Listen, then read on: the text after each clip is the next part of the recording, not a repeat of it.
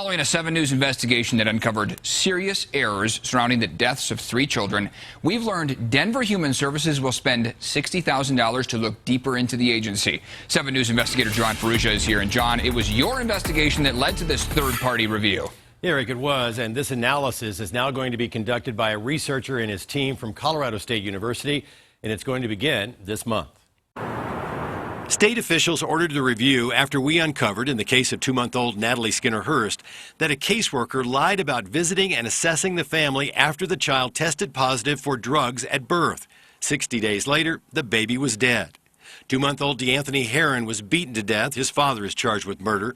Our investigation found DHS knew the father was violent and bipolar, had numerous complaints against him over the years, and yet sent the newborn home with him along with the 1-year-old child.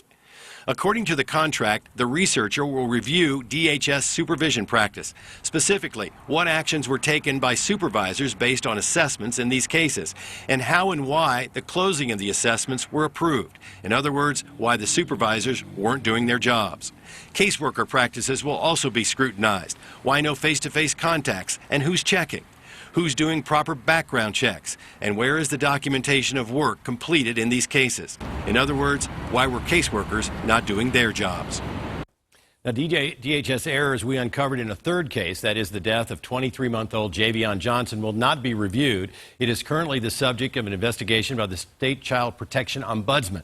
But state and Denver officials have made it clear they hope the results of that review are going to point to changes in practice and supervision to further help identify potentially dangerous situations for kids. I'm 7 News investigator John Ferrugia.